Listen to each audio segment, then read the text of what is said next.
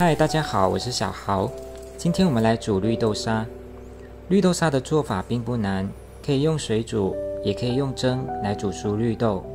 后面我会说明我用水煮的原因，你们再自行决定用哪一种吧。直接用买来的去皮绿豆非常方便，省下了帮绿豆脱衣服的时间。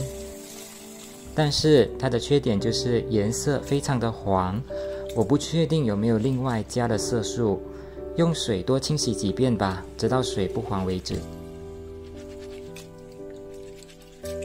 清洗干净的绿豆颜色比较自然了。重新换一次水，接下来需要浸泡3个小时。如果用高压锅煮绿豆，可以省掉这个步骤，加比绿豆多1倍的水，用中火压5分钟就可以了。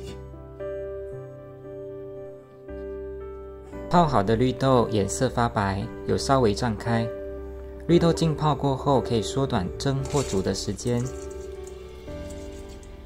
水量盖过绿豆就可以了。先开大火煮滚，看到吧？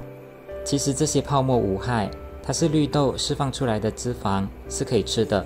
只是我看到它就会联想到排骨汤或鸡汤上面的浮沫，所以我还是会把它去掉。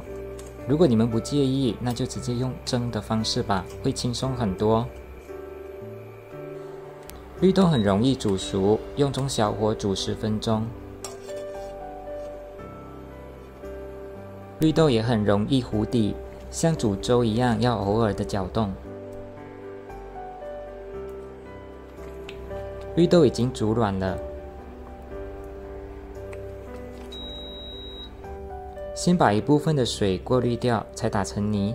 这样做可以大大缩短后面炒制的时间。如果太干搅不动，才适当的加一点水。打好的绿豆泥非常细腻，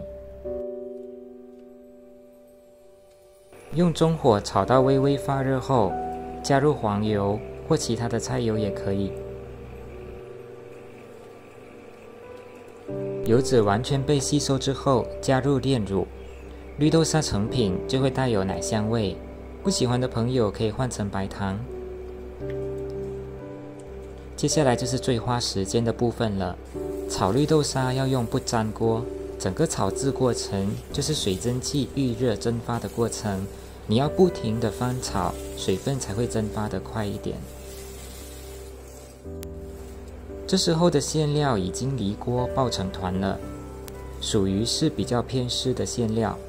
如果你喜欢湿软的口感，再炒个1-2分钟就可以出锅了。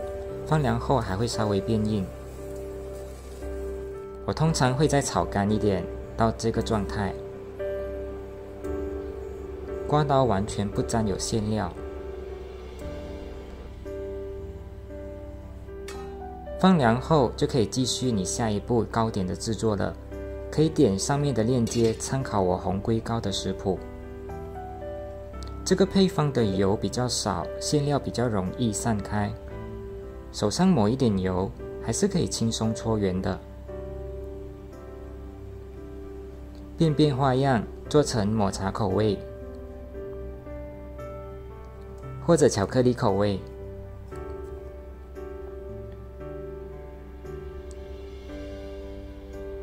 剩下的用密封袋装起来，冷冻保存，下次要用再拿出来解冻就可以了。